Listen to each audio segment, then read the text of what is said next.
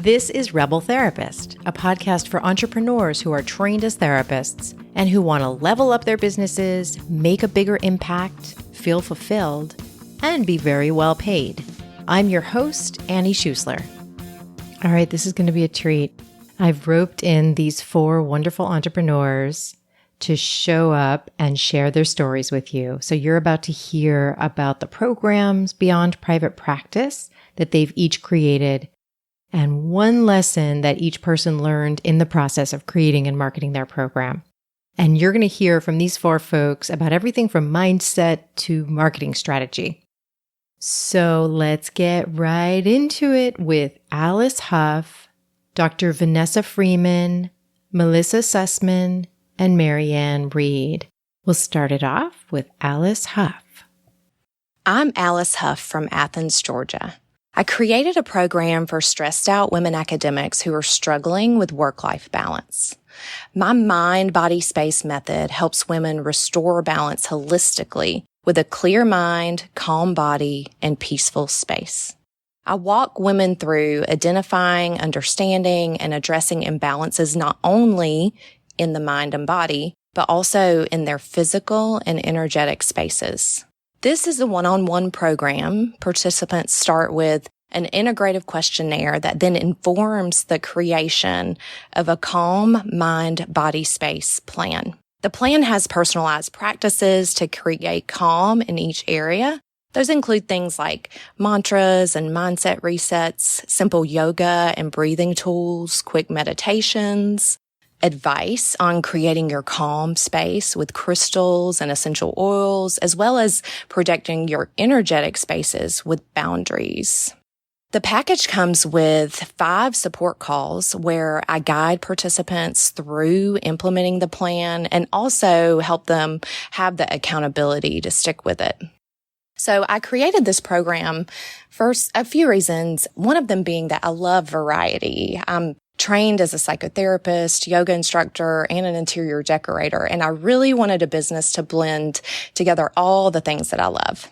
I've done a lot of work with women in academia, and when there was an increase in anxiety during the ever-going pandemic, I saw so many women academics struggling even more, trying to take care of themselves and their students and deal with their own stuff. And they were already stressed before this. So I really realized that women needed more access to information on healing and dealing with stress and anxiety. And my capacity to see folks in my practice is limited and full. So I wanted to create something that could help more people.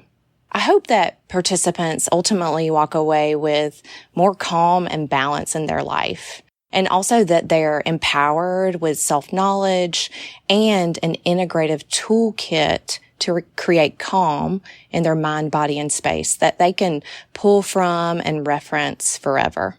One of the most important things I learned from working with Annie in CYP and in the mastermind group is to listen to the wisdom within.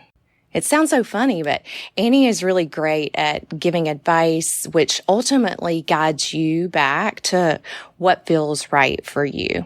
I know that the most successful business that I create is the one that feels most authentic and exciting to me. So this awareness really helped me when I was trying to narrow down my niche, which was not an easy process. And also when I was trying to figure out how on earth I was going to create a program that combined all of these passions that I have and made sense to other people. This learning really helps me move forward too in noticing my body sensations when I'm making decisions about my business. Also noticing when my body is letting me know that I need to take a break, walk away. Noticing when I am telling myself all the things that I should do, but being willing to move at a different pace because that's what works better for me in that moment. I think it also has taught me the importance of being on your own support team during this process. Trusting yourself, listening to the inner wisdom, and believing that you can do it. So I so much appreciate this process and these offerings, and am so excited to continue to take what I learned and implement it moving forward. Hello, my name is Vanessa Freeman, and I am a licensed psychologist located in Pennsylvania. And the program that I've been working on for the past several weeks is called A Soft Place to Land. It's a 7-week small group coaching program where Black women meet weekly for an hour to find support, encouragement, and tools to create more softness and ease in their lives. And essentially, this program came about, one, because I was really feeling like I needed to be doing something outside of providing one-on-one therapy that allowed me to lean into using my skills and talents more often that I don't get to use in one-on-one therapy. So more teaching, more facilitating, more creating content, just the ability to bring more of myself into my work. I also realized that I spend a lot of time with my clients who happen to be Black women, exploring the messages that they tell themselves about resting, about ease, about living up to the strong Black woman narrative, and really beating themselves up when they don't feel like they can do it all. And, I'd been having this conversation so often with so many women that I thought, wouldn't it be great if I could create a program tailored just to this conversation and create a space where Black women can come together to not only talk about their experiences, but also learn about a different way of being, or learn how to challenge some of that narrative, to leave more room in their lives for softness, for vulnerability, to really see that being a strong Black woman is great, but it's not the whole of who we are. We are vulnerable, we get hurt, we feel pain, we're tired, just like everybody else. And so how can we reclaim some space to tend to those parts of ourselves that don't often get seen, and do it in community, which is so powerful? So my hope is that the participants will get clear on what they need to be able to lean into rest and restoration and that softness, right? What internal and external narratives may be getting in the way of accessing that. Really exploring how to use self-compassion as a tool to access this more softness, this ease, to take care of themselves and those around them. And then doing this in community, again, having that accountability, that encouragement, that support, that recognizing that you're not alone, and that together we can start to shift how we show up, right? Like we can really embrace the gift that our ancestors have given us, by what they've sacrificed and gone through. I feel like every generation's kind of goal is to give more, or leave it so that the future generations have more than what we have access to. And so can we really push against this narrative and reclaim some space that our ancestors often didn't get a chance to access? And so I just think there's a lot of power in talking about that, thinking about this differently, and practicing a new way of being. I will say one thing I've learned in creating this program and figuring out how to market it is that creating the program is really one part. And for me, it's the easier part. The harder part is pushing against my own inner critic and self-doubt and imposter syndrome, and keeping on going even when I want to give up, even when it feels like no one's going to buy this thing, no one's going to be interested, I don't know what I'm talking about. It would be so easy to just stop. So I've really learned to navigate that feeling and keep going anyway, and to take the risk, to take a chance, and to trust that what I have to say is important, and the things I have to offer will find the people that they're meant to find. And it's just made me want to be more consistent. So it's forced me to stick with it even when I don't want to. And I think it's cool because it kind of is pushing me to practice some of the things that I'm hoping to teach in my program, right? That even if I don't get it right away, even if I can't see the other end of it because this is all so new, I keep going. And my hope is that creating this program will allow me to access more ease and joy and softness in my life as well, to not feel like I have to be working, all the time and giving so much of myself, by doing something that I really feel passionate about, I'm excited about. It frees up more space and time for me to take care of myself, which then makes me better able to show up for the communities I want to serve, my family, my friends. So I think it's just a nice little real-time practice for what I'm hoping to teach the people who join my program. So that's what it is. I'm hoping to create a soft place to land and help participants become their own soft places to land, because this world often doesn't want Black women in particular to experience luxury, peace, pleasure, joy. So how do we reclaim that for ourselves? And excited to see where it goes. Thanks. We're going to get right back to this episode. First, I want to invite you to get on the wait list for Create Your Program. This is an 8-week process to expand beyond private practice. You're going to go from having an idea or even a whole bunch of ideas to actually launching a pilot program. And that pilot program, which is going to be high touch and high quality, is the first step to creating a thriving business beyond private practice. This is a small group experience where you're going to get a lot of brave work done in a supportive group of driven and open-hearted entrepreneurs like you. And this is a nice, small, intimate group. You're not going to be lost in a huge crowd. This is designed to have you launching a paid program at the end of our time together or soon after. Folks are usually really surprised at how much support they get from me and from the structure of this experience. And it's not just me. We have a guest attorney come in to answer your legal questions, because I know you have them and I'm not going to answer them. We bring in a real expert to do that. We have a systems and tech expert to come in and help you choose the platforms you're going to use and help you get your tech questions answered. We have a BIPOC business mentor who runs private events just for BIPOC participants. This is for you if you're a therapist or a healer and you want to expand your business, and there's nothing else like it.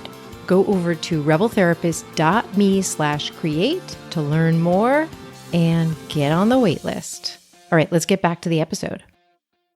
Hey, my name is Melissa Susman, and I am the creator of JoyWork, an online group course for folks with chronic pain and chronic illness. The JoyWork promise is that you actually can learn to harvest joy in the presence of pain and suffering. JoyWork is a hard restart to the nervous system, a kind of bold redesign, if you will, of the mind-body maze that keeps you stuck in the emotional and psychological pain cycle. And crazy enough, this emotional and psychological reset can also reverse the patterns of the disease process. Not cure, but put the chronic pain cycle in reverse instead of fast forward. It's funny. I was thinking recently about the process of creating my business, JoyWork. And as an artist, art therapist, trauma psychotherapist, I am fascinated by the intersections between healing the body, healing the mind, and making art. Doesn't matter what kind of art, could be writing, music. All of these are creative processes that, when viewed objectively, have inherent meaning.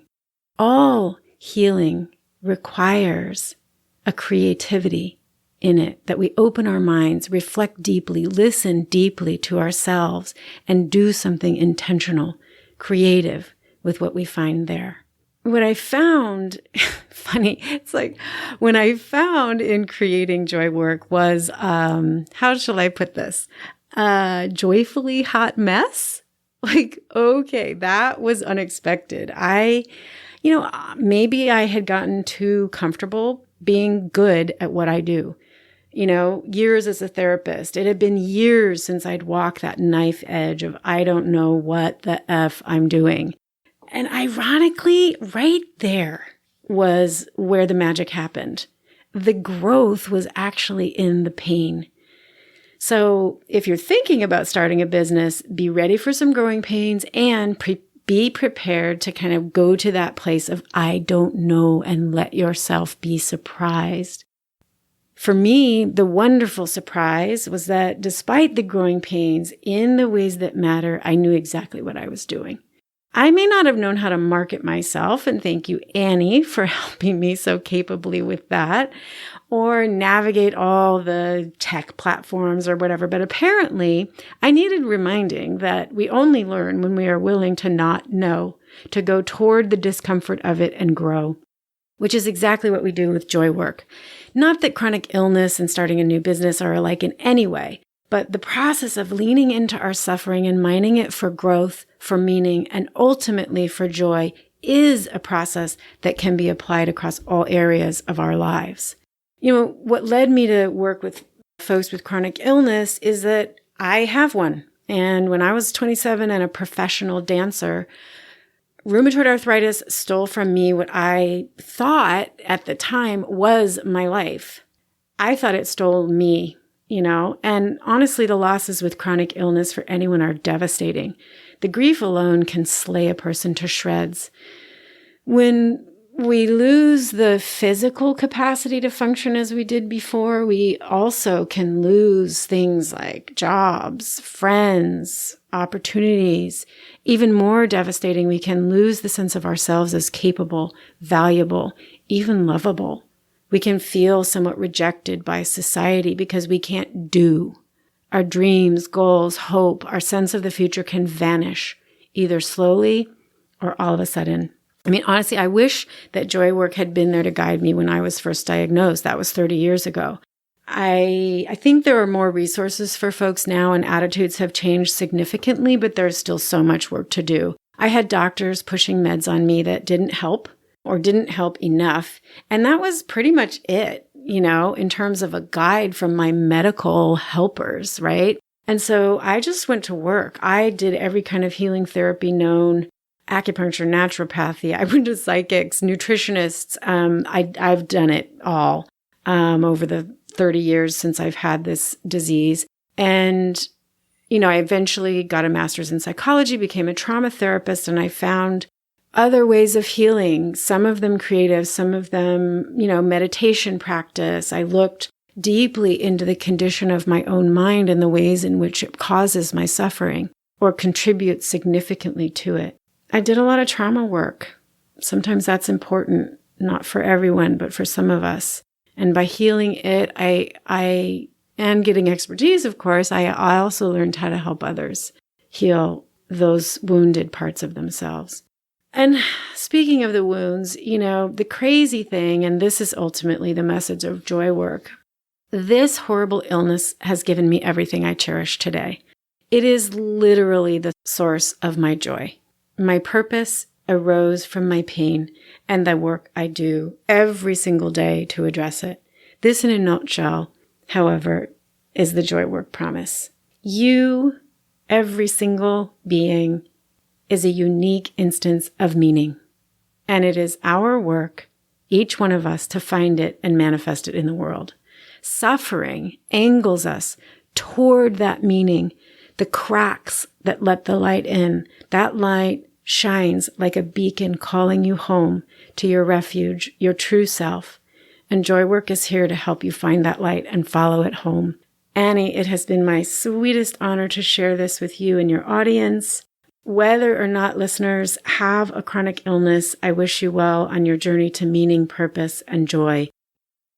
I'm MereAnn Reid, and I'm in Portland, Oregon, where I run a 6-week group online for parents of preschool and elementary age kids. It's called Raising Family Resilience, and it's a small group. I like to keep it between 8 and 10 parents. And it's been running now for 2 years. The way it got started was noticing patterns in my child therapy practice. I work with kids ages 3 to 11, and while I love having parents involved in the playroom and in the child therapy process, I was finding that they had more questions than I could answer inside the session. And I was fielding the same questions from different families over and over again. And some of the themes that came up were parents who already were smart and resourceful and have lots of skills, therapist parents, teachers, nurses, folks who are great with people and even great under stress. But when it came to working through some of their kids' big behaviors, they were really getting stuck around power struggles and ways to repair upsets and feeling frustrated and leaning into consequences and setting more limits and trying to make everything a teachable moment. And what I do in this 6-week series is help them slow down and take just one piece at a time. So we start with understanding the brain science behind emotional development for kids. And we look at how attachment works. And we have a whole week on setting limits where I ask parents to consider, rather than setting limits for their kids, what limits do they need for themselves? Where do they need to intervene so that they can continue to be a good resource for their kids? I really help parents focus on regulation and connection so they can unstick power struggles and not just feel like they have to focus on consequences in order to see a shift in behaviors. Some of the work that went into this course has come from my therapy practice, certainly. And a big part of it has come from my own parent coaching that I've received. So I've blended those together. And that's how my group started, is a blend of questions I got from my therapy clients and my own experience as a parent. And then they mashed together during the pandemic, because so many families were undergoing this chronic stress and uncertainty all at the same time. So that's where the group was born, out of a high stress time. But I realized pretty quickly that the parents who came, even though they were maxed out, they remained curious and thoughtful and had great ideas. And their feedback has been instrumental in keeping the group growing and the curriculum getting even more rich and layered and shifting the activities that we do. So it's really interactive. And what I've heard from families about how the group has changed dynamics at home has been so excellent. I'm hearing that parents have changed the way they look at off-track behavior. Instead of thinking about it as bad behavior or bratty behavior, they're able to catch it earlier so that they can stay curious and have the option to respond playfully, because they are understanding the patterns for their kids, and they're able to recognize that when behaviors show up, that's communication. So because they have that skill that they're practicing, parents feel more confident and they feel better about themselves, because more often they're able to see a shift in the momentum that's happening. Things are a little lighter. Bedtime doesn't take as long. Family dinners are more peaceful. And I've heard from families that the way we talk about attachment in the group has helped them to get some new curiosity about some of their own family patterns, because how we parent and what we learn as a parent comes from how we were parented. That's our foundation. So the best way that I've found to communicate with the general public about my workshops is by doing free webinars. And I started out doing them once a month. That got some good interest from therapists around the country. And now I have those therapists sharing the workshop with families. So I've got families all over the US and Canada, And I recently did a blitz of 3 webinars in 8 days. 2 of them I hosted, 1 of them I was a guest.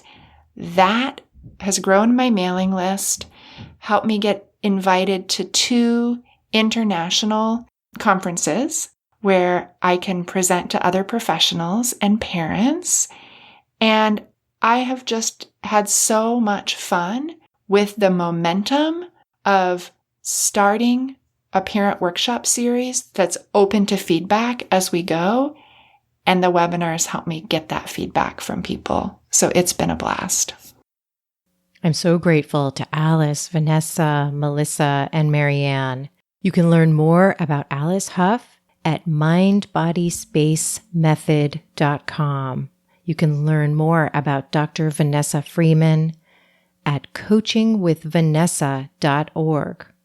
You can learn more about Melissa Susman at JoyWork.me. And you can learn more about MereAnn Reid at FamilyZest.com. I want to thank Cosmo Palms for editing this podcast. And I so appreciate you listening. So I want to thank you for that.